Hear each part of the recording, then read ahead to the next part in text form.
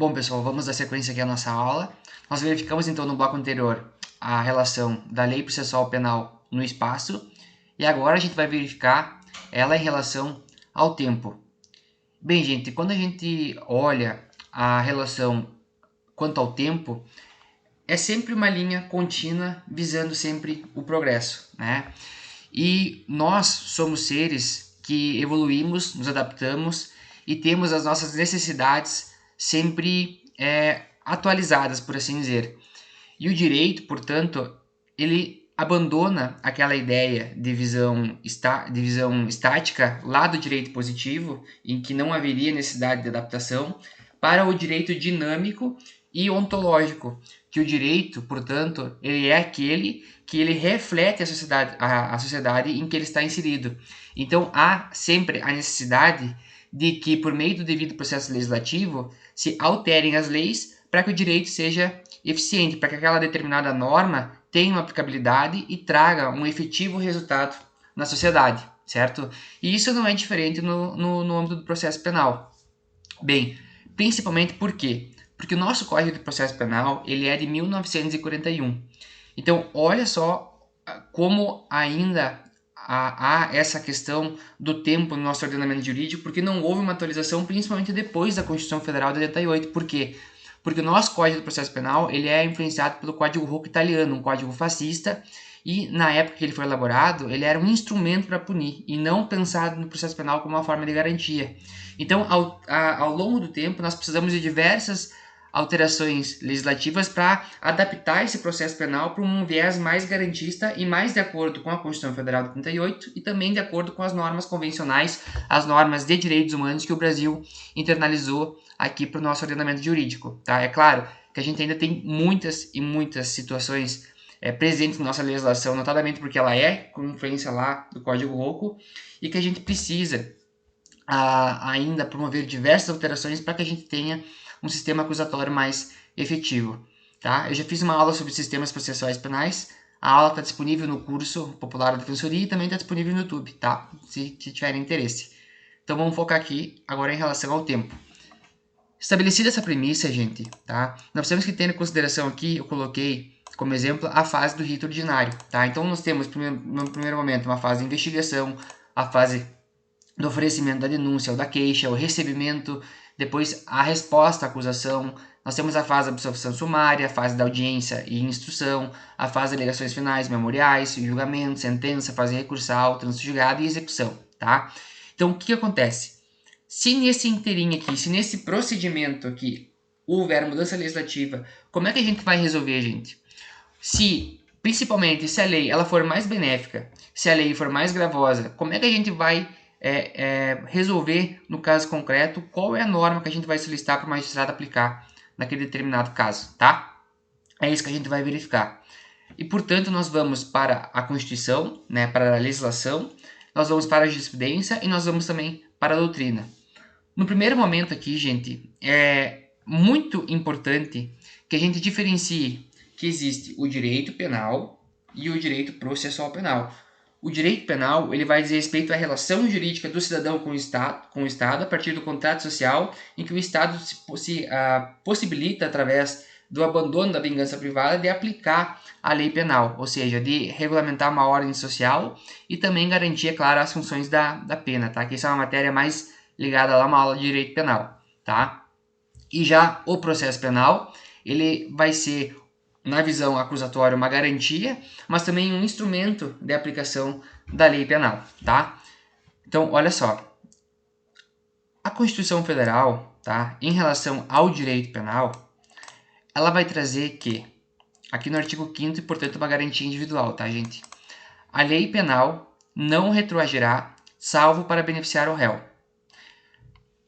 Aqui, olha-se para o fato. O que isso quer dizer? Que independente de quando foi o fato aqui, se houver alteração à lei A ou à lei B e ela for mais benéfica, ela sempre vai retroagir para beneficiar o cidadão, tá?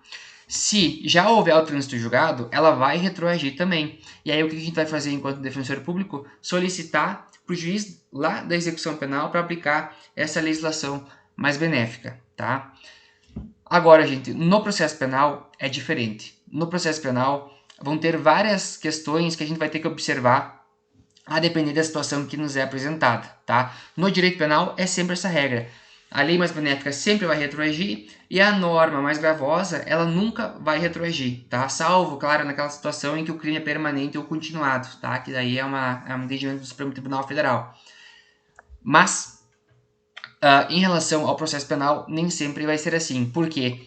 A doutrina, ela entende que essa expressão aqui, a lei penal, quando o Constituinte fala essa questão, a interpretação que seria devida é que é só a lei de direito material, a lei que diga efetivamente respeito, tá, ao poder punitivo do Estado. Não abrangeria aqui procedimentos, tá?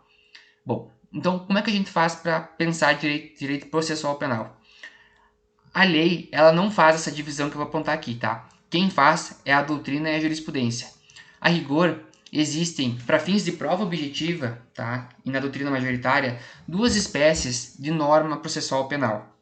Mas nós vamos colocar aqui no material uma terceira espécie, que ela é trabalhada por uma doutrina minoritária, mas é a versão mais apropriada da Defensoria Pública, tá? E que fica muito importante para o estudo, para uma prova dissertativa ou para uma prova oral para mostrar para o examinador que você conhece esse posicionamento crítico, tá?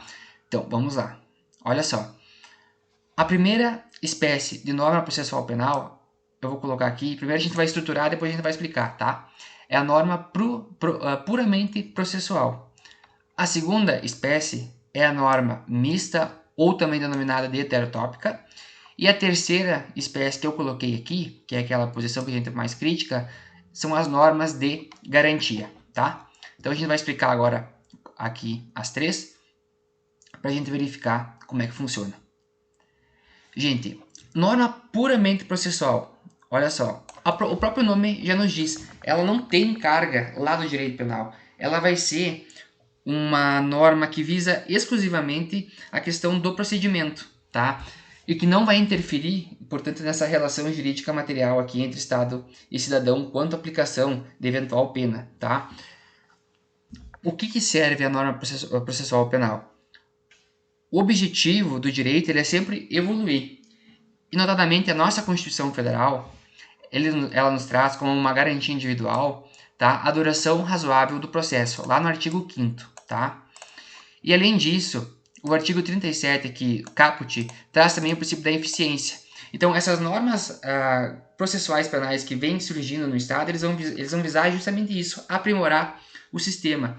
Por isso que se entende que ela não vai retroagir, mesmo que beneficie o réu, tá? Ela não vai retroagir, mesmo que beneficie o réu, porque senão haveria aqui uma questão de insegurança jurídica, porque teria que se voltar em muito a processos que já tiveram a sua questão processual já perfectibilizada, tá? Então, exemplos, prazos, mudança de prazos, procedimentos, por exemplo, em perícia, em outras situações de prova, forma de interpretação de recurso, até coloquei aqui, por exemplo, se mudasse o prazo para o Ministério Público, é claro que ela não ia, um prazo que agora colocasse o prazo em dobro para o Ministério Público, claro que sem analisar a questão da constitucionalidade ou não, mas não retroagiria porque haveria aqui uma reabertura de todos esses processos, acumulando uma insegurança e, além disso, uma ineficiência no próprio Poder Judiciário, porque abriria muitos processos ao mesmo tempo, tá? Então esse é o sentido.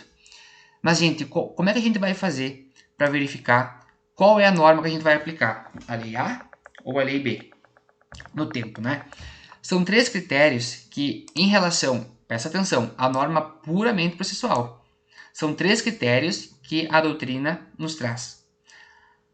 A primeira teoria é o sistema da unidade processual. A segunda teoria, sistemas das fases processuais. E a terceira é o sistema de isolamento dos atos processuais. Gente, o primeiro aqui, que é o sistema da unidade processual, ela vai considerar o processo como um todo, o processo uno. Então, até coloquei um exemplo aqui para facilitar o entendimento.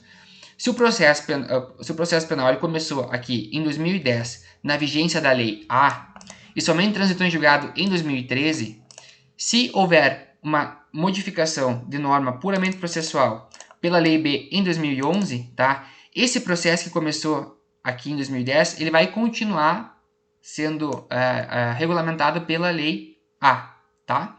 Então, o que quer dizer em termos técnicos? A Lei A terá ultratividade. Ela estará revogada, mas ela terá os seus efeitos de ultratividade para regulamentar os processos que começaram na sua vigência. É claro que isso causaria um tumulto processual muito grande, né, gente? Então, não seria o sistema mais adequado. A segunda espécie são os sistemas de fases processuais. Lembra que a gente trouxe aqui que existem várias fases dentro do procedimento penal? Então, haveria de se analisar as fases. Então, se está na investigação, a norma que diga respeito a essa fase, ela vai continuar vigendo até a próxima fase. Então, a próxima fase já começa a vigorar a nova lei. Então, é mais ou menos nesse sentido, tá? E a terceira fase, que é aquela que é adotada pelo nosso ordenamento jurídico, é o sistema de isolamento de atos processuais. Olha só, isola o ato processual. Ele não vai olhar diferentemente da fase, ele vai olhar o ato. Então, dentro da investigação, existem vários atos. Então, se naquele ato que está sendo praticado na vigência da Lei A, o próximo ato, ele já vai olhar a legislação que está vigente na sua prática, tá? Como é que a gente verifica que o sistema adota isso? Olha o que diz o artigo 2º, tá, do Código de Processo Penal. A lei processual penal aplicar-se-á desde logo, olha só, desde logo, tá, sem prejuízo da validade dos atos realizados sob a lei anterior. Olha só, então, sem prejuízo da validade dos atos, e aqui ele está separando, ó, dos atos realizados na vigência anterior, tá? Eu coloquei aqui, pessoal, é um exemplo, mas antes de entrar aqui, eu só quero chamar a atenção para uma diferença bem específica. No direito penal, nós vamos olhar o que? O fato, gente, tá? No processo penal, para a norma puramente processual, nós vamos olhar o que? O ato processual. Quando que o ato processual vai ser praticado? Esse ato processual vai ser praticado na lei velha ou na lei nova? Na lei nova. Então, é a lei nova que vai regulamentar. Se quando veio a lei nova e estava sendo já praticado esse ato processual, né, numa continuidade, ele vai continuar sendo regido pela lei antiga até que se finalize esse determinado ato, tá? Vamos entender, gente, melhor. Eu trouxe um exemplo, até vou colocar um enter aqui que vai ficar melhor da gente visualizar. Olha só, é uma mudança que teve no Código de Processo Penal em 2008, tá? 2008 foi uma das reformas que teve algumas mudanças substanciais na nossa lei processual penal. Olha o que ela diz. As perguntas serão formuladas pelas partes diretamente à testemunha. Olha só, parte pergunta diretamente para a testemunha, não admitindo o juiz aquelas que puderem induzir a resposta, não tiverem relação com a causa, importarem na repetição de outra já respondida. Como é que era feito antes, pessoal? Era o sistema presidencialista. O juiz é que perguntava para a testemunha. A parte, né, os advogados, o defensor público perguntavam para o juiz fazia então a pergunta para a testemunha, tá? Então, se o ato estava sendo já praticado, ele vai manter a lei anterior. Então, se a testemunha, o Joãozinho, ele estava sendo ouvido como testemunha, tá? Até que se finalize esse ato processual, a lei antiga. Agora, no próximo ato processual, em que vai, por exemplo, que entrou hoje a lei nova em vigor, e semana que vem tem outra testemunha para ser ouvida. Essa nova testemunha aqui, ela vai ser, agora o Márcio aqui, por exemplo, vai ser ouvido já nessa sistemática porque se observa o ato processual, tá? Mas eu quero dizer que essa é a regra geral e que o nosso ordenamento jurídico, ele vai comportar exceções, tá? Então eu coloquei aqui, salvo disposição expressa. Vamos visualizar alguns exemplos para gente estudar bem direitinho essa parte, tá? Olha só. Para que houvesse um regime de transição entre a norma processual penal anterior, a de 41, e a de posterior, que é o nosso Código de Processo Penal, o legislador ele fez, pelo meio do decreto-lei 3.934 de 41, a lei de introdução ao Código de Processo Penal. E ele trouxe algumas medidas para fazer essa questão do direito intertemporal. Veja aqui que no artigo 6º, tá, ele menciona as ações penais em que já se tenha iniciado a produção de prova testemunhal, olha só, ele está falando aqui um momento, ó, prosseguirão até a sentença de primeira instância com o rito estabelecido na lei anterior. Então ele traz o marco, ele não traz o ato processual específico, né, que haveria a separação, mas ele traz um momento processual adaptado para dizer, olha, a gente vai aplicar a lei velha ou a gente vai aplicar a lei nova. Outro exemplo, artigo 11, olha só, estabelece que, já tendo sido interposto o recurso de despacho ou de sentença, as condições de admissibilidade, a forma e o julgamento serão regulamentados pela lei anterior, tá? E o terceiro, o segundo exemplo que eu utilizo aqui em relação à legislação, mas terceiro exemplo trazido, tá? É o artigo 91 da Lei 9.099 de 95, tá? Que ele vai trazer também uma observância à lei nova que tenha por a ser aplicada no momento já em que está prosseguindo aquela ação penal. Olha só o que ela menciona, tá? Nos casos em que esta lei passar a exigir a representação para a propositura da ação penal pública, o ofendido ou seu representante legal será intimado para oferecê-la no prazo de 30 dias sob pena de decadência. Então, o que quer dizer isso, gente? Vamos fazer uma pequena revisão aqui, que a representação ela nada mais é do que a autorização de que a vítima ou, na sua falta, os seus familiares deem para que o Ministério Público prossiga, né, inicie a ação penal, tá? Porque vamos lembrar que a ação penal ela é sempre pública, mas ela pode ser de iniciativa pública, que é a regra que o Ministério Público pode iniciar. Ela pode ser de iniciativa pública condicionada, que é exatamente aqui que vai ser necessária a representação. Ela pode ser de iniciativa privada, que seria mediante queixa-crime, tá? Então, se antes a lei ela era de iniciativa pública, no rito aqui da 9.099, tá? E sobreveio uma mudança legislativa que diga agora, não, essa determinada situação aqui não é mais iniciativa pública, agora ela é de iniciativa pública condicionada.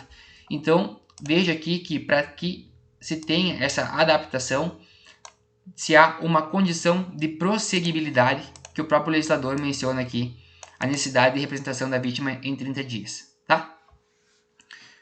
Gente, pode parecer inconvencional, de certa forma, essa situação aqui para as normas puramente processuais, tá?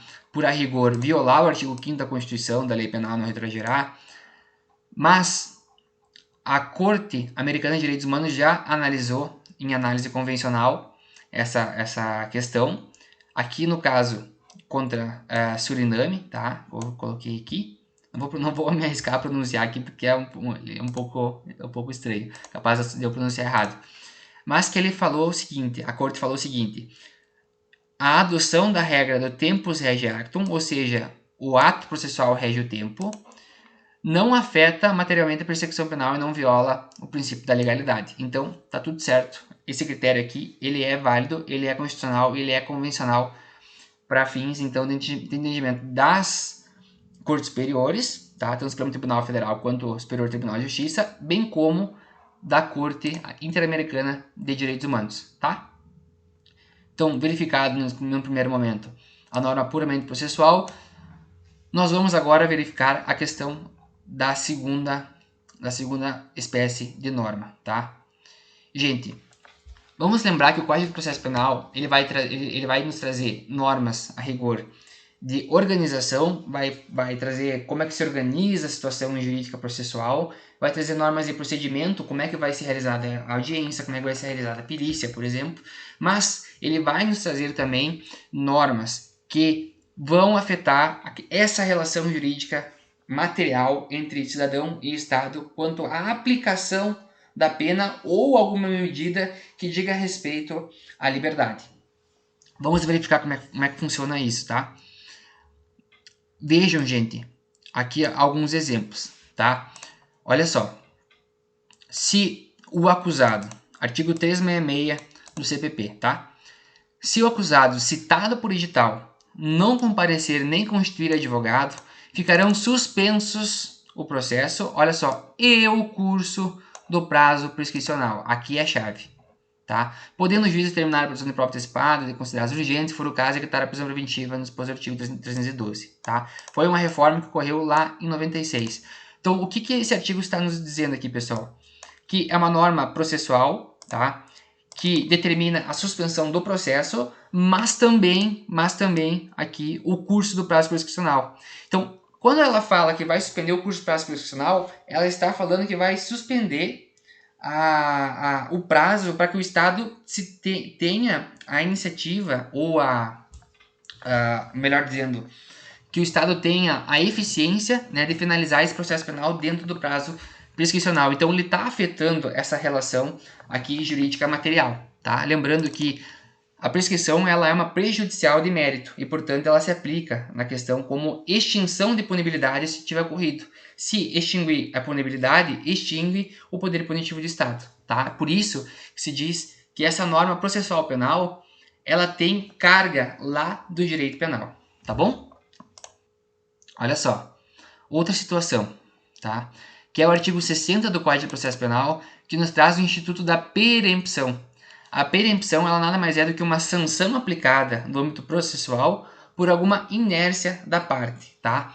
E ela nos traz aqui, em especial, quando ela é realizada a ação penal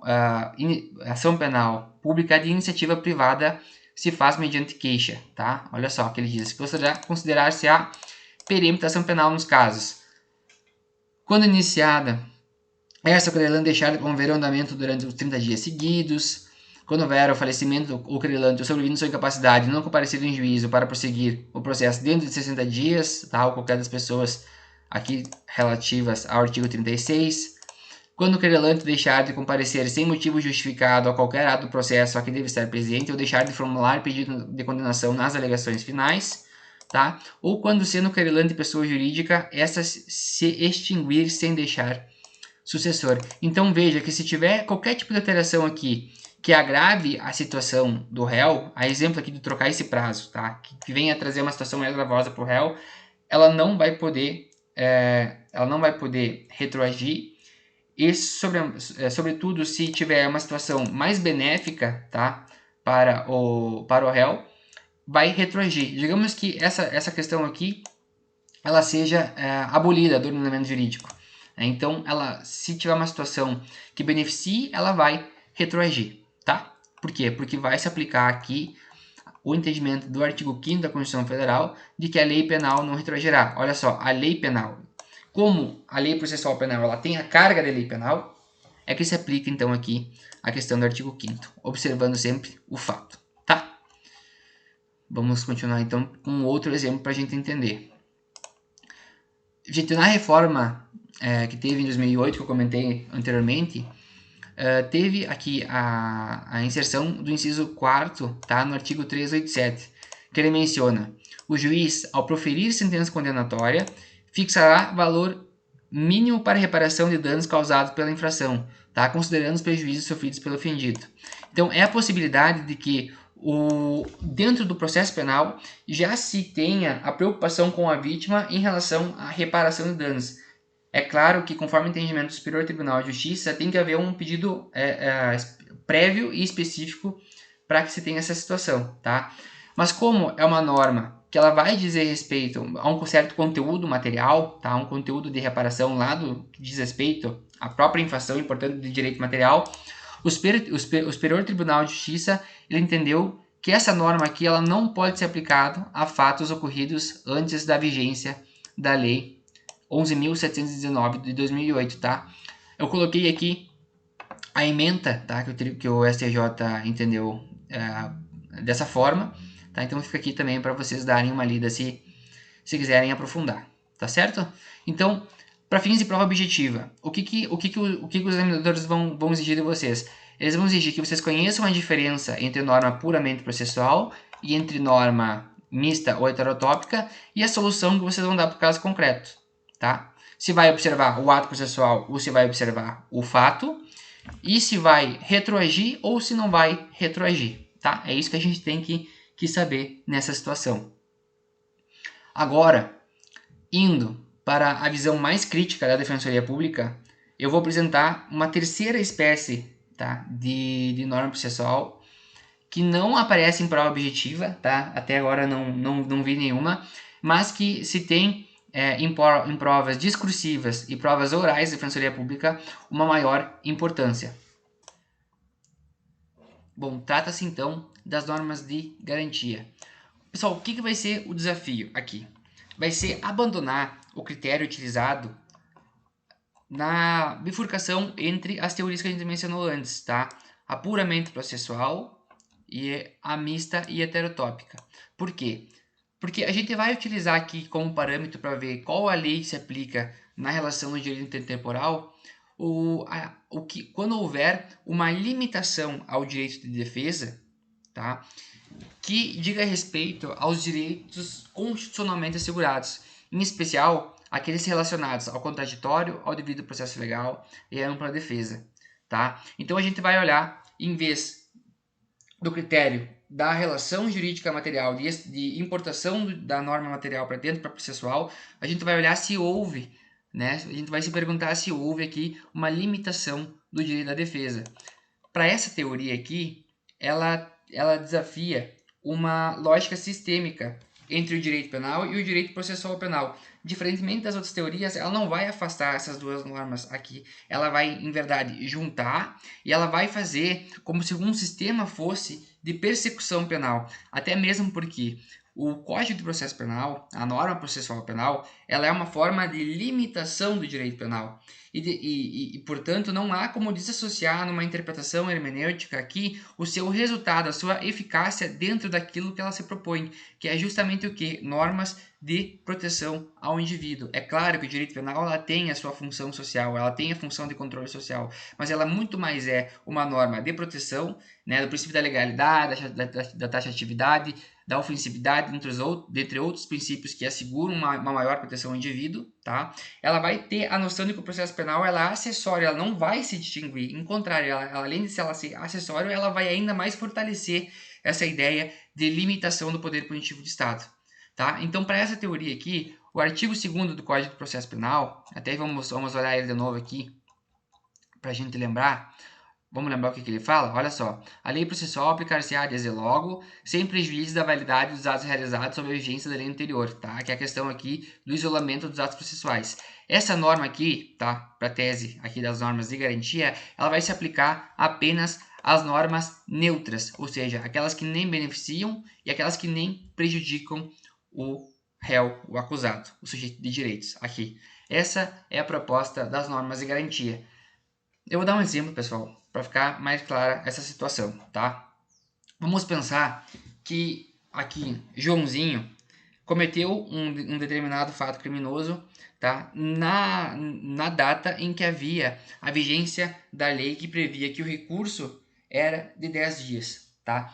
Agora, vamos supor que decorrido o trâmite processual, uma semana antes de publicada a sentença, que a publicação da sentença é o critério que o Supremo Tribunal Federal utiliza para a norma intertemporal aqui acerca de recursos, tá? Para ficar bem claro, vamos supor que uma semana antes haja uma redução legal para 5 dias, tá? Então, é óbvio, gente, que se a gente for utilizar o critério do artigo 2º do Código de Processo Penal e entender que isso é puramente processual, haverá uma limitação do direito da defesa. Isso é certo porque 5 dias a mais no recurso, gente, possibilita a elaboração de recurso melhor, pesquisas, diligências com mais qualidade, possibilita despachar junto ao desembargador, ali o colegiado, para ter uma situação mais benéfica ali pro acusado e ter maior chance de êxito na perfectibilização do seu recurso, tá? Então essa é a ideia, é perguntar, houve limitação do direito constitucional à defesa? Sim, houve. Então nós vamos utilizar a data do fato. Se na data do fato havia 10 dias, a gente não vai mais utilizar aqui a data da publicação da sentença. Mas lembrando, isso é minoritário. Isso é uma tese que a gente tenta se aproximar, mas ao menos academicamente e cada vez mais colocando isso para dentro da jurisprudência, incomodando, por assim dizer, para que se tenha essa releitura mais acusatória. Outro exemplo que fica legal demonstrar é quando houve a exclusão do recurso do protesto do novo júri, que é aquele recurso, né, que possibilitava que quando a pena fosse maior do que 20 anos, se tivesse que a aplicação do recurso para pedir um novo júri, protesto por novo júri. Tá? Vamos na mesma situação aqui, que na data do fato havia possibilidade de recursar do protesto do novo júri, uma semana antes da publicação da decisão entra a nova lei vigente que excluiu esse determinado recurso. É óbvio que há aqui uma limitação muito grande da defesa, porque a defesa, né, os advogados, o defensor público que vinham aqui trabalhando nesse caso, eles já tinham a previsão de utilização desse recurso aqui e toda a sua estratégia de defesa. Então a gente deveria aplicar a data do fato e não a data do ato processual, tá? Seria essa a situação. Agora a gente vai seguir, gente, falando algumas coisas mais específicas, tá?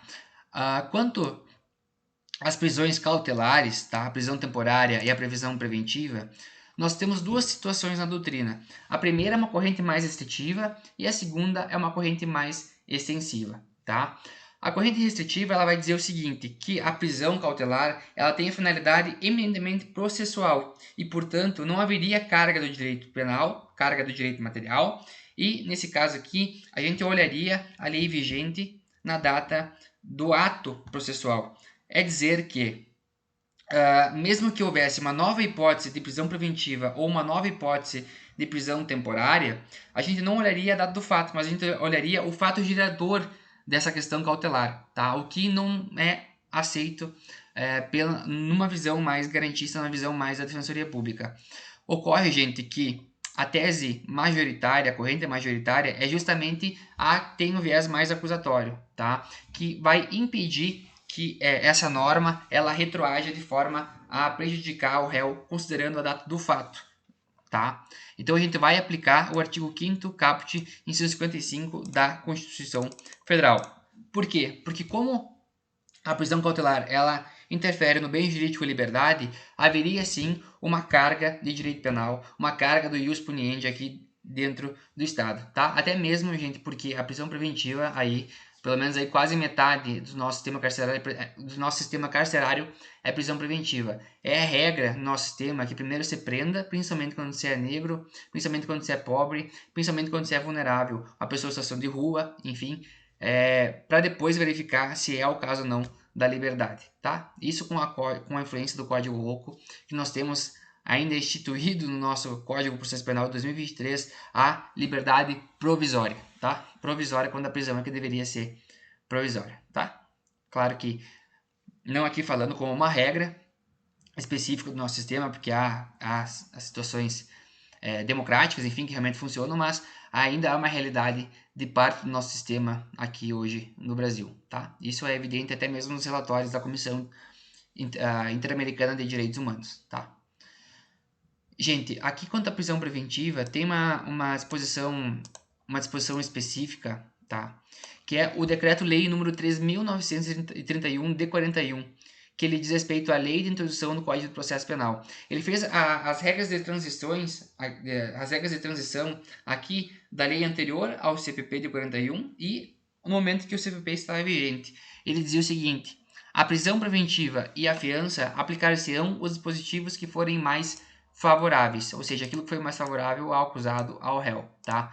Esse decreto aqui, embora ele tivesse a finalidade de fazer essa transição, ele continua vigente e conforme defende o professor Mirabete, tá? A gente deveria utilizar, ainda que por analogia, essa situação às normas atuais, aos conflitos de normas atuais, que a gente verificou antes, lembra que a gente trouxe aqui nas exceções de quando não se aplicaria o artigo 2º do Código de Processo Penal, a gente trouxe aqui outras situações, inclusive em relação ao recurso também. E é também, como outro exemplo, a Lei 91, 99 e 95, tá? Vamos continuar. Agora, pessoal, em relação às questões probatórias, tá? As questões probatórias, a questão probatória tem-se na doutrina majoritária que ela não teria a ideia de natureza jurídica de direito material.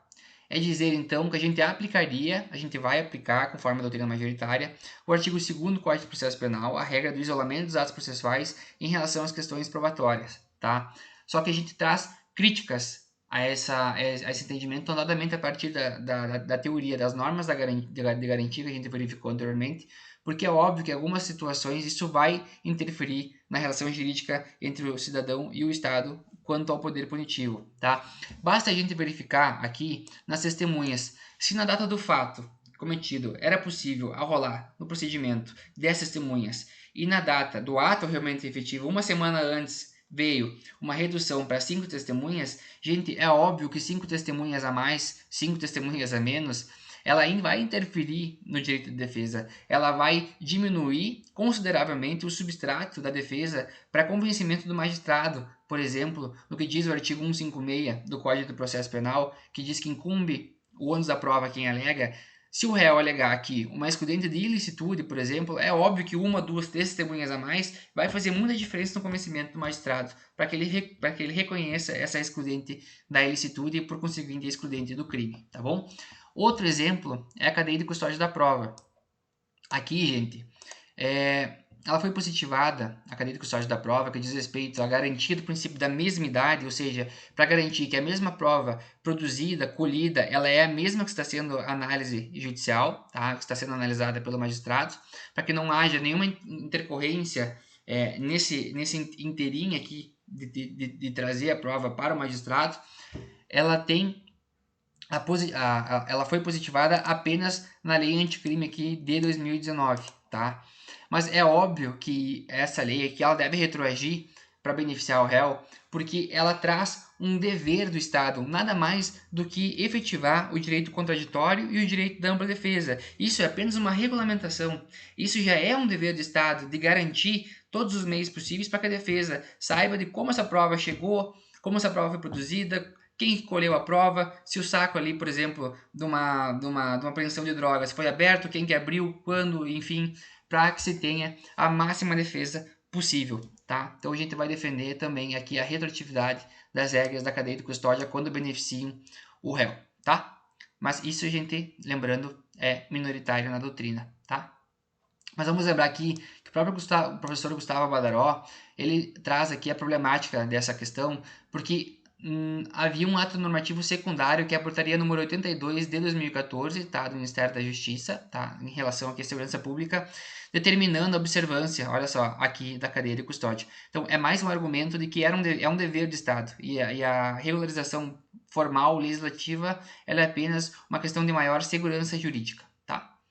Quanto aos recursos, pessoal, a gente já mencionou aqui que as alterações a gente vai observar conforme o entendimento do Supremo Tribunal Federal, a lei vigente na data da publicação da decisão recorrida, tá?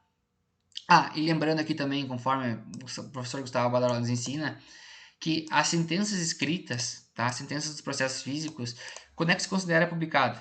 Quando ela é publicada em cartório, tá? Não vai ser quando o magistrado assina a sentença, mas quando ela for levada ao cartório, o cartório publicar essa sentença. Já as decisões interlocutórias vão ser consideradas, as questões aqui, vão ser consideradas aqui, vai ser considerada, em verdade, a publicação quando houver, então, a intimação das partes, tá? Pessoal, vou tomar uma água, em seguida a gente vai continuar duas questões muito importantes para as provas, que diz respeito a alterações legislativas recentes quanto ao estelionato e quanto ao NPP, tá? Já retorno aí. Bem, gente, então vamos dar continuidade aqui à nossa aula. A gente ficou de verificar questões importantes relacionadas ao direito intertemporal, em especial ao aspecto do estelionato e também do Acordo de Não Persecução Penal, também conhecido como ANPP. Por que isso, gente, é importante para a nossa temática aqui do direito intertemporal? Olha só, a lei anticrime, que ela entrou em vigor em 2019, ela trouxe alterações substanciais no nosso ordenamento jurídico e que vão dizer respeito à persecução penal do Estado e trazendo, portanto, a subsunção àquele critério adotado pela doutrina majoritária e também pela jurisprudência, que seria as normas heterotópicas, ou também conhecidas como normas mistas, de sorte, então, que nos desafia a aplicação do artigo 5º da Constituição Federal, que diz que a lei penal, se ela for benéfica, ela sempre vai retroagir ao réu. Tá? Então, o que a gente vai verificar aqui? Em primeiro momento, o estelionato, como mencionei, e também, em segundo momento, o ANPP.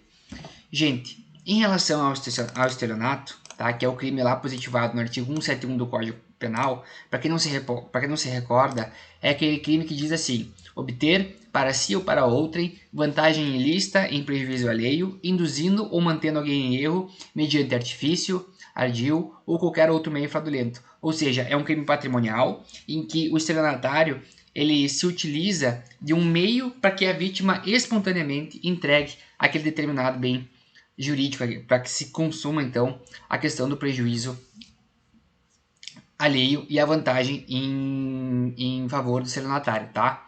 O que é aqui a problemática? Antes da lei anticrime, o estelionato ele se enquadrava como uma espécie de ação penal pública de iniciativa pública.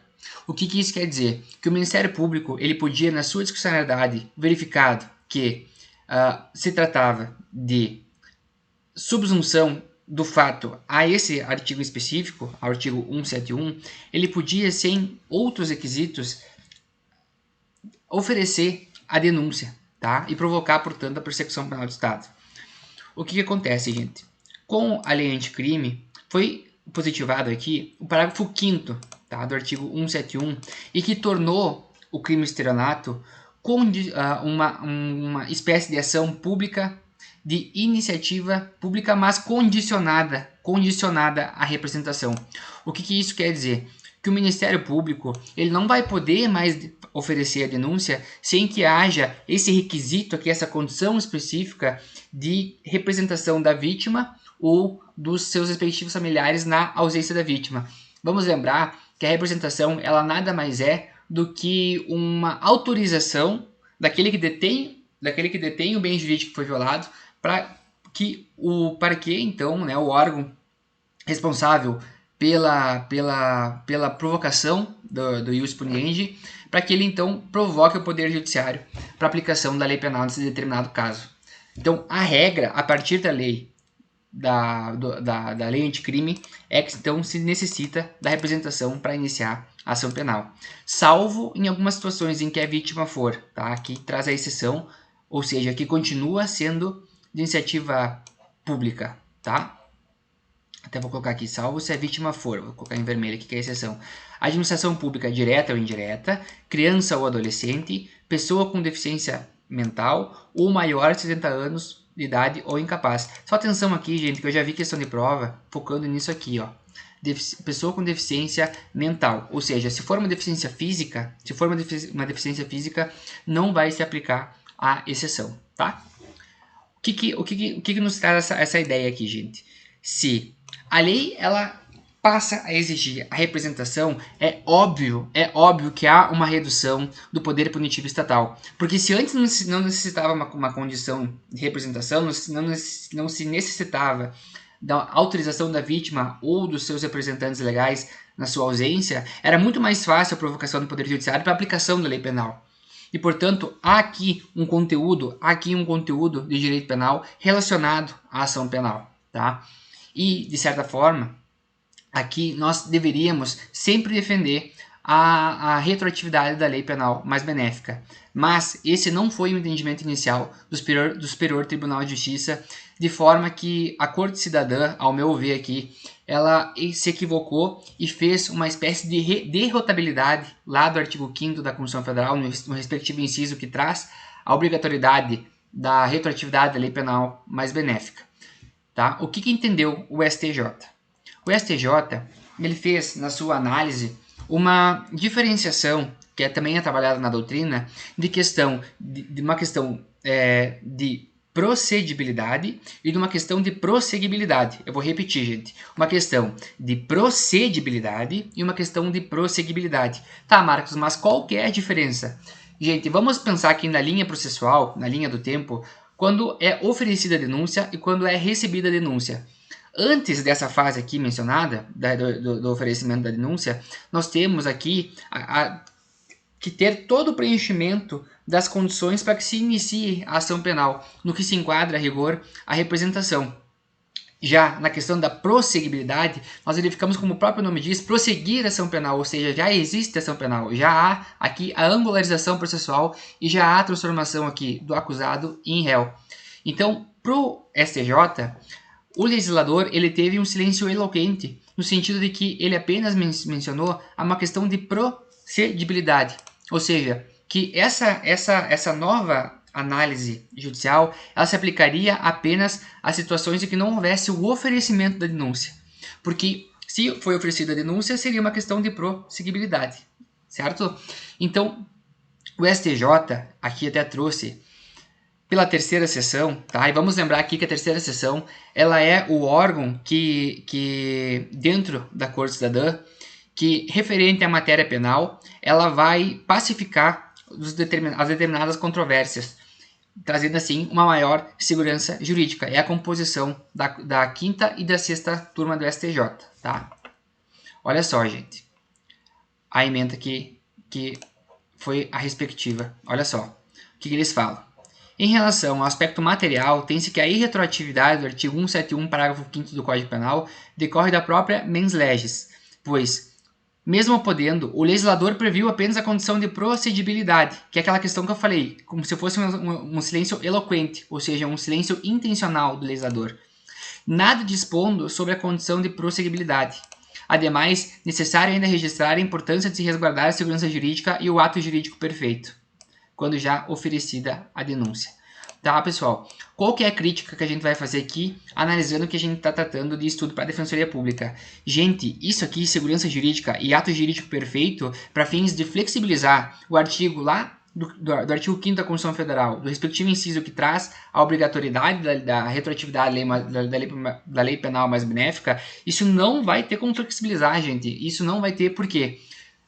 Ainda que haja o trânsito em julgado, que é a coisa julgada, que é o maior ato jurídico perfeito, por assim dizer, dentro do ordenamento jurídico, ainda assim vai se aplicar a lei penal mais benéfica. Como? Basta que o advogada, ou defensor ou defensora pública requisite, né, faça uma solicitação junto ao juiz da execução penal, conforme previsão lá da LEP, que se aplique a lei penal mais benéfica, alterando-se então aqui as medidas necessárias em relação ao cumprimento da pena, tá? Então, esse argumento aqui trazido pelo STJ, flexibilizando o artigo 5º da Constituição Federal, que é uma garantia individual, que pertence ao devido processo legal, e que sequer pode ser modificada pelo Constituinte originário, porque se trata de uma causa pétrea. Então, menos ainda seria uma questão de aplicação hermenêutica que prejudique o réu, seja por qual órgão judiciário for, pelo STJ ou pelo STF, tá? Seria essa a ideia. Mas foi aqui a argumentação jurídica trazida pelo STJ, tá? Outra argumentação que o STJ trouxe no sentido de que a representação ela não seria necessário um ato formal de representação de autorização. Para o STJ, parte do STJ, há um entendimento de que a própria notícia crimes, ou seja, a própria comunicação à autoridade policial do fato criminoso já serviria como representação. Mas isso não está positivado na lei. Isso não está positivado, que a representação se confunde com a notícia crimes. Isso é uma interpretação que prejudica o réu e que, portanto, não é autorizada no ordenamento jurídico. Não é possível sequer a analogia em malam parte. Tá? Então é um entendimento que também deve ser criticado.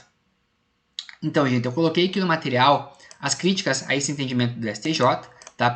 Tratei aqui, no primeiro momento, isso que eu já referi, que não significa, não importa se trata ou não de uma condição de procedibilidade ou de uma questão de procedibilidade, porque a Constituição traz que ainda que haja trânsito em julgado, se aplica a lei penal mais benéfica. Então não importa o momento que está o processo. Se trata de uma relação que diga respeito à persecução penal do Estado, vai se aplicar a lei penal mais benéfica, tá?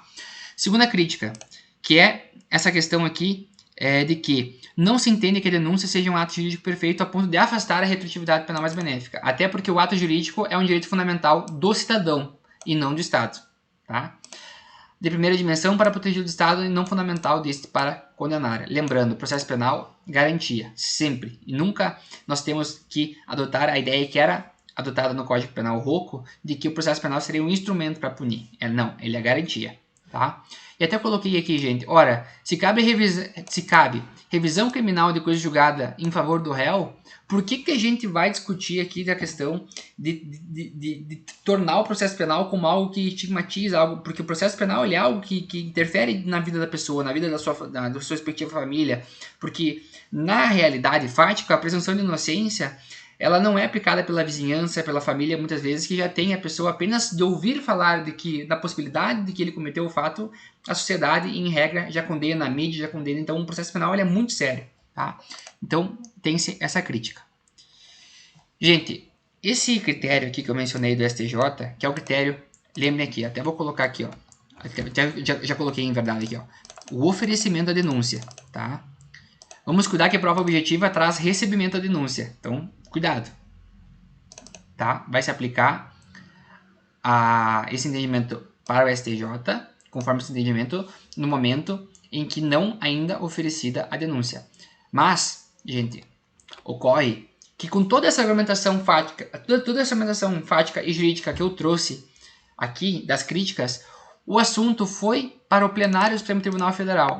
E aí, ainda bem, porque dentro do STF já existia interpretação nesse mesmo sentido do STJ, ainda bem que o plenário ele entendeu que a norma, por ter caráter híbrido, lembra que a gente mencionou aqui das espécies de norma penal? Aqui, a norma, por ter então esse critério aqui misto, tá? Ou também denominado de heterotópico, a gente vai sim aplicar o artigo 5º da Constituição Federal no que tange a retroatividade da lei penal mais benéfica.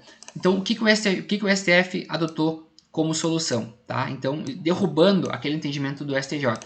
Ele diz o seguinte, ora, se já existe o processo penal, o que o magistrado, no caso concreto, deve fazer? Ele deve notificar a vítima ou seu representante legal, na ausência da vítima, para oferecer essa autorização que seria a representação no prazo de 30 dias. Tá? Aqui foi utilizado como analogia aquele próprio artigo lá da Lei 9.099 que a gente tratou antes aqui. Ó.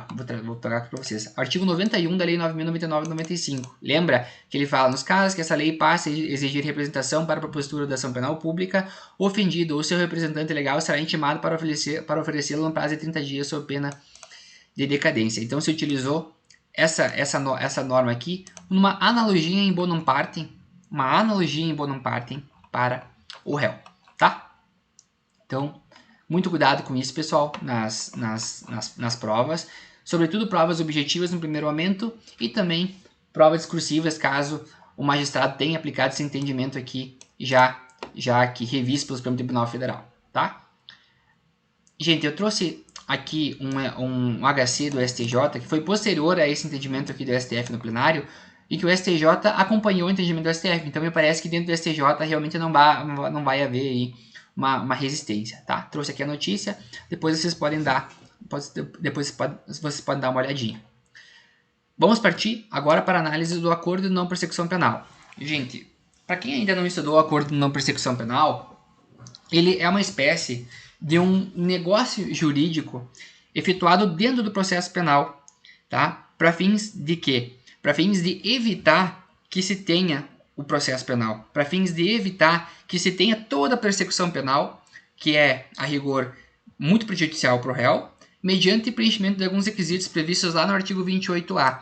Tá? Eu não vou aprofundar a questão de quais são os requisitos, quais são as hipóteses, quais são as questões de vedações, porque isso seria objeto de uma aula própria, tá? Que algum colega venha dar. O que eu só quero aqui refrisar é que essa questão é um negócio jurídico bilateral, tá? Conforme que o professor Alexandre Vandelich, que é autoridade no assunto de justiça negocial no Brasil, tá? Foi até meu examinador da prova oral de penal e também da minha prova de tribuna, tá? Ele até menciona aqui que é uma terceira onda da justiça negocial. A primeira onda seria os juizados especiais criminais com previsão na Constituição Federal. O segundo seria a colaboração premiada, tá? E a terceira seria então aí o ANPP, tá? Uma maior democratização então da justiça negocial no âmbito da persecução penal do Estado. Então, feita essa pequena revisão, vamos pensar o seguinte: o acordo de não persecução penal, ele é óbvio que ele vai trazer uma influência também no direito penal, no que tange então a questão da aplicação de eventual pena ou em relação até mesmo à extinção da punibilidade. Por quê, gente? Porque uma vez realizado o ANPP, se a pessoa que concordou com isso realizar cumprir, melhor dizendo, com todas as suas obrigações do respectivo acordo, vai ocorrer a extinção da punibilidade. Então é óbvio que o acordo de não persecução penal ele deve ter aqui análise do artigo 5º lá da Constituição Federal que trata da lei penal mais benéfica. No entanto, gente, esse não foi o entendimento do Supremo Tribunal Federal, tá? Acompanhado também pelo STJ.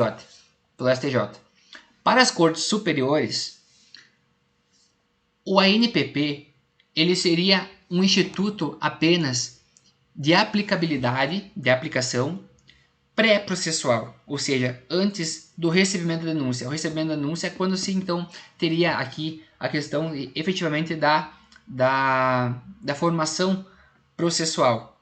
Por quê? Porque, segundo o Supremo Tribunal Federal, e até foi de relatoria do ministro Barroso, toda a posição topográfica do ANPP no Código de Processo Penal, ele está no âmbito da investigação. E até mesmo o legislador, ele menciona que seria o juiz das garantias que aplicaria o ANPP, ou seja, seria antes da formação processual. E assim, o STJ e o STF, portanto, perfectibilizaram aqui que o momento de observar se vai se aplicar a nova lei, ou seja, se vai aplicar o ANPP, é se já houver o recebimento da denúncia. Então, como regra, recebeu a denúncia, não seria mais possível o ANPP. No caso do recebimento da denúncia, gente, antes da vigência da lei, tá? Ou seja, não haveria aqui a retroatividade. Olha só, os julgados aqui do STJ eu trouxe, tá, para vocês, nesse mesmo sentido que seria a questão do critério do recebimento da denúncia, tá? Olha só, o acordo de não persecução penal aplica-se a fatos ocorridos antes da lei número 13.964/2019, que seria a lei anticrime, desde que não recebida a denúncia, tá? Aqui também, outro aqui do STJ, tá? O HC aqui de relatoria do ministro Reinaldo Soares da Fonseca, da 5ª turma. E aqui o entendimento do Supremo Tribunal Federal também, nesse sentido que eu falei, de relatoria do ministro Barroso. Seria, o recebimento da denúncia encerra a etapa pré-processual e, portanto, não haveria aqui a possibilidade de aplicação do ANPP. Mas, gente, vamos pensar que houve, pelo STF, uma derrotabilidade da norma. Porque, independente do momento processual que esteja, o ANPP ele serve como uma potencialização mais democrática do processo penal. E, portanto, ter uma interpretação que restrinja isso no momento que a gente vive, na realidade que a gente vive, em que o sistema carcerário ele está todo prejudicado pela questão do estado de coisa inconstitucional já reconhecida pelo Supremo Tribunal Federal, em que não há, gente, mais espaço, tá? Nas penitenciárias, não há mais espaço nos presídios, e nós continuamos utilizando o processo penal como a forma de punir, como a resposta de todos os problemas sociais de segurança, numa visão mais genérica e mais utópica, sem adentrar, então, na ideia de que a justiça negocial para crimes mais leves, para crimes de médio potencial ofensivo que não digam respeito àquelas hipóteses de vedação, né, que a legislação trouxe, seria, sim, uma solução adequada para se tentar a aplicação de meios diversos da prisão, tá? Então não me parece que foi acertado o entendimento do Supremo Tribunal Federal e que deve ser combatido. Pessoal, então a regra é essa, tá? A regra em relação ao direito intertemporal quanto ao ANPP, que é o critério do recebimento da denúncia. Mas o Supremo Tribunal Federal ele entendeu que há uma exceção que pode ser utilizado, inclusive para outros casos. Tá? A gente vai trabalhar ele aqui agora. O Supremo Tribunal Federal se deparou com o seguinte caso. Houve o oferecimento da denúncia com base no artigo 33, tá, da Lei de Drogas, ou seja, o tráfico de drogas, para o qual há vedação expressa legal na aplicação do ANPP, por quanto até mesmo da quantidade da pena. Ocorre, gente, que na instrução processual, após a oitiva de testemunhas, após verificado a questão do laudo relacionado às drogas, após o interrogatório da oitiva do réu, verificou-se que estavam presentes os requisitos do artigo 33, parágrafo 4º da Lei de Drogas, que diz respeito ao tráfico privilegiado, que vai trazer uma causa de diminuição de pena, de sorte, a possibilitar, então, com a nova pena, a aplicação do acordo de não persecução penal. Eu trouxe aqui, para a gente verificar, aqui, ó, o que fala o artigo, tá? 33, parágrafo 4º, relação ao tráfico privilegiado. Olha só. As penas poderão ser reduzidas de 1/6 a 2/3, vedada a conversão em penas restritivas de direitos, desde que o agente, olha só os requisitos aí, desde que o agente seja primário, tenha bons antecedentes, não se dedique a atividades criminosas, nem integre organização criminosa, tá? Aqui a organização criminosa, sem interpretação restritiva daquele conceito trazido lá na lei, então, da organização criminosa, tá? Então, o que foi aqui o critério utilizado pelo STF? Que no momento aqui do recebimento da denúncia, não se tinha, a partir da denúncia formulada pelo Ministério Público, a possibilidade da aplicação efetiva do ANPP. Essa subsunção dos requisitos do ANPP, ela só pode ser verificada durante o curso processual. E se fosse vedado o ANPP por tal situação, haveria aqui uma questão de prejudicar o réu substancialmente, tá? Notadamente porque ele faria direito subjetivo ao ANPP, pelo menos à oferta do ANPP pelo Ministério Público. Lembramos que o STF e o STJ entendem que se trata de uma discricionalidade, mas desde que motivada pelo membro do Ministério Público, haveria então a possibilidade de se ao menos tentar o ANPP junto ao parquet, tá? Aqui, gente, nessa situação, a gente aplica por analogia a súmula 337 do STJ. Olha só o que diz a súmula 337 do STJ. É cabível a suspensão condicional do processo, na desclassificação do crime e na procedência parcial da pretensão punitiva. Essa súmula aqui, ela foi perfectibilizada pela Corte Cidadã quando foi positivado o artigo 89 da Lei 9.099, que trouxe, tá, o Instituto da Suspensão Condicional do processo. O que é o critério aqui? É justamente permitir que, se no curso processual houver uma análise mais vantajosa em relação ao tipo penal, tá, que haja uma desclassificação ou uma alteração substancial, que inclusive reduz a pena para fins de possibilitar essa aplicação do instituto mais benéfico, nós vamos sim permitir aqui a aplicabilidade da justiça negocial em relação ao ANPP. Tá? Não tem uma súmula específica, mas nós podemos utilizar, por analogia, a súmula 337 do STJ. Então é importante para o candidato, numa eventual prova discursiva ou numa eventual prova oral que tenha essa situação aqui da desclassificação do artigo 33 para o 33, parágrafo 4º da Lei de Drogas, mencionar aqui a utilização por uma analogia em bonum partem da súmula 337 do STJ, tá bem? Então seria essa a exceção. E claro que a gente pode utilizar para esse entendimento do Supremo Tribunal Federal e essa súmula do STJ aqui, a 337, como base para outras situações que decorram aí de desclassificação. Mas sempre criticando o entendimento da regra aqui. Por quê? Porque o ANPP ele vai extinguir a punibilidade e, portanto, ele diz respeito sim a uma norma, vamos lá de novo para o material, ele vai dizer respeito a uma norma mista ou heterotópica, de forma a aplicar aqui, pessoal, o artigo 5º da Constituição, que diz respeito à retroatividade da lei penal mais benéfica. Me parece aqui, vou reiterar, que não foi acertado o entendimento do Supremo Tribunal Federal, notadamente, gente, porque nós já passamos pela democratização, né, com a Constituição de 88, nós já abandonamos a perspectiva do Código Rocco italiano lá de 1941, que o nosso Código de Processo Penal é influenciado pelo Código Rocco, como eu já mencionei aqui em outras aulas, de forma mais aprofundada. Então nós estamos numa nova sistemática, num novo desafio de viés acusatório, e cada vez mais vai buscar meios alternativos, claro que respeitar a gravidade do crime, mas meios alternativos para que se tenha então uma redução do sistema carcerário, e tendo essa redução do sistema carcerário se consiga, pelo menos tentar, trazer a função positiva especial da pena, que seria a preocupação não apenas com a neutralização do indivíduo, mas a preocupação dos fatores que levaram ao encarceramento e do que aquela pessoa ou a sua respectiva família necessita em relação ao apoio estatal, para que então não venham a ter uma reincidência, para que possam ser considerados sujeitos de direito e que evoluam, na questão então social, tá bem? Outro argumento aqui, pessoal, que a gente pode utilizar é justamente pedir, no momento da rejeição da denúncia, na resposta à acusação, pedir a rejeição por ausência de justa causa, tá? Por que não haveria a questão aqui da justa causa? Porque lembramos que o processo penal ele passa pela ideia do princípio da necessidade, ou seja, somente é possível a persecução penal através e a aplicação da pena através da questão do processo penal.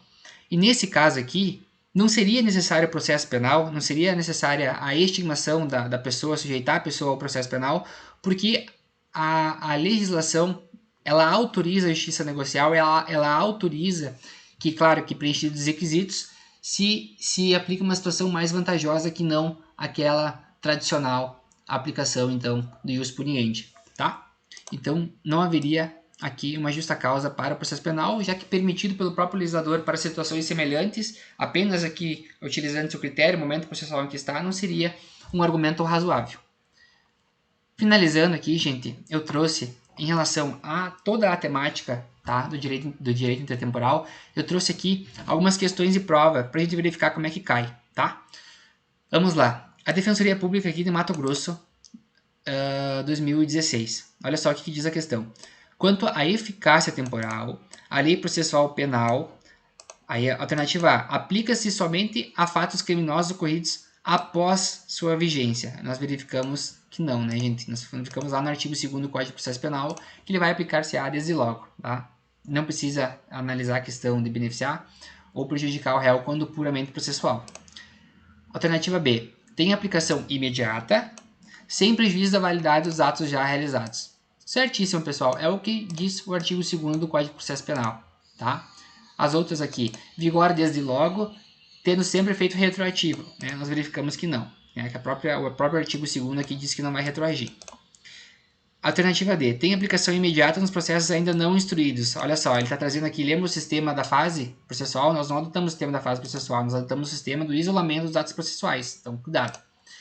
Alternativa E, não tem aplicação imediata salvo para beneficiar o acusado. Nós verificamos que não, né? Também.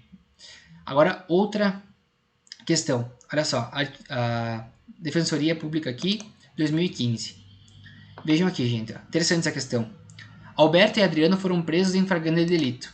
O juiz que analisou a prisão em flagrante concedeu a Alberto a liberdade provisória mediante recolhimento de fiança. Olha só, o instituto aqui, de fiança, arbitrado em um salário mínimo. Quanto a Adriano, foi decretada a prisão preventiva. Então nós temos dois institutos aqui que vão dizer respeito ao ius puniendi.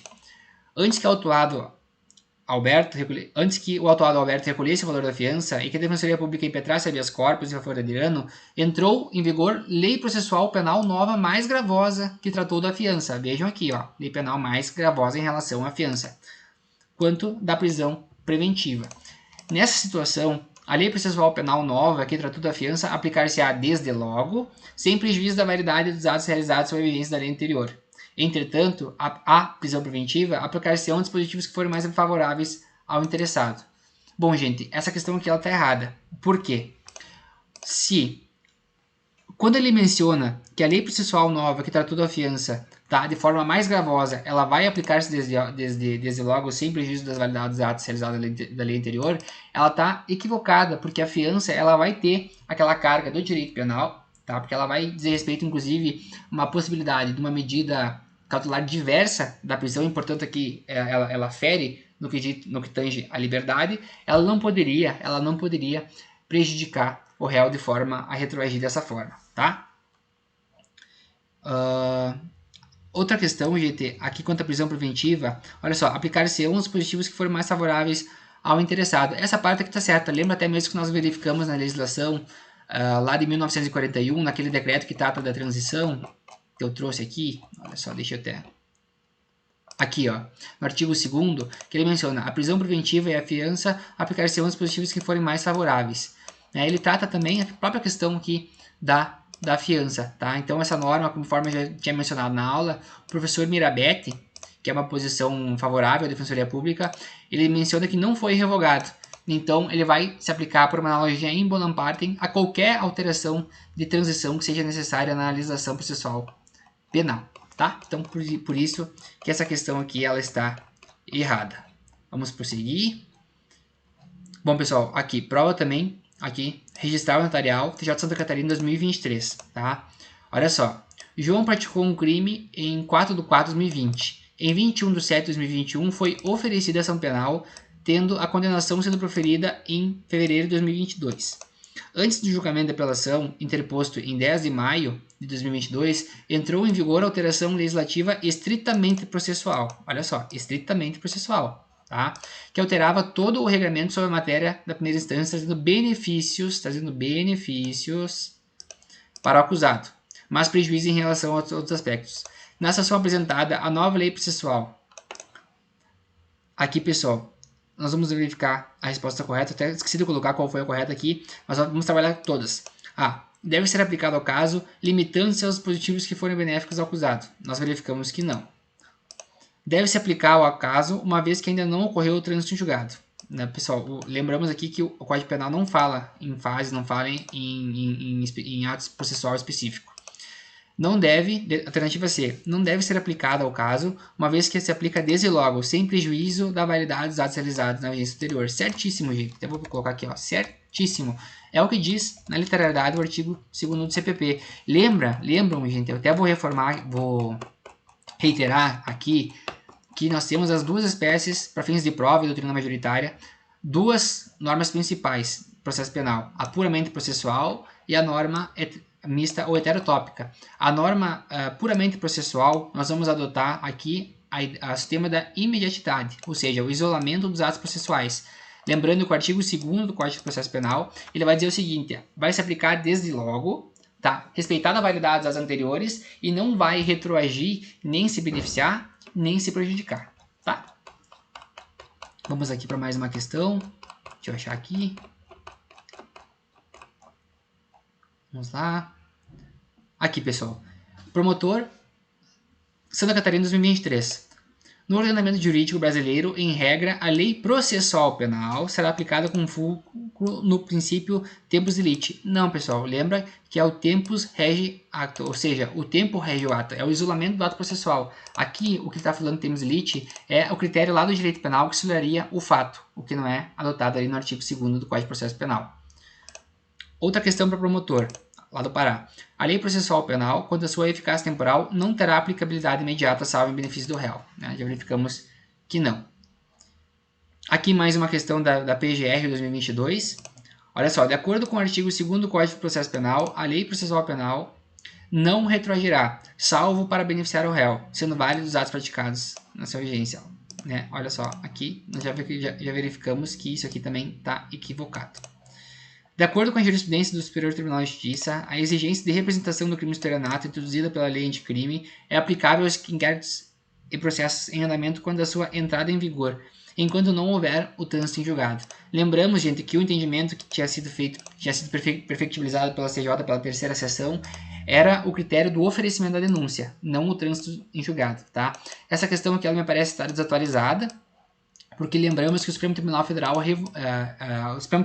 entendeu de forma diversa da terceira sessão, entendendo que sim, que a norma vai retroagir e que vai ser necessária a representação no prazo de 30 dias.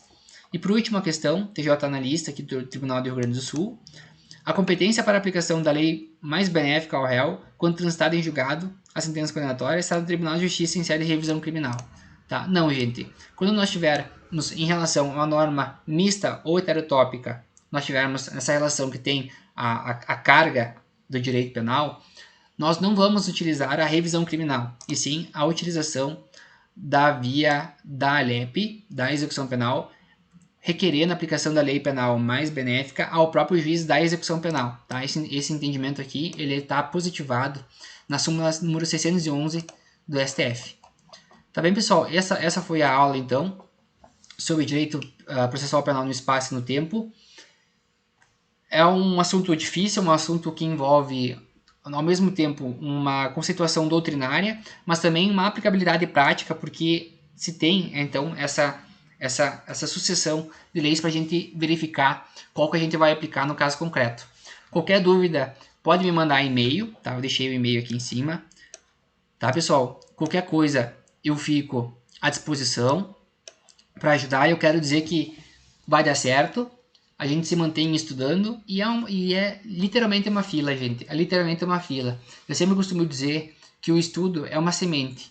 E se a gente vai plantando, a gente rega com carinho e a gente não deixa, a gente não fica desleixado com a nossa planta, com a nossa semente, com a nossa produção, é inevitável, gente. Uma hora ou outra, seja nos dias bons, seja nos dias ruins, uma hora ou outra, essa planta, essa nossa semente, ela vai produzir bons frutos, tá? Então fique com Deus, fique à disposição, torcendo sempre por todos para que a gente consiga atingir aí os nossos objetivos e por conseguinte melhorar a nossa situação e também da nossa família, dos nossos amigos e produzir, enfim, cada vez mais colaborar com questões boas relativas ao universo, tá bom? Fiquem com Deus.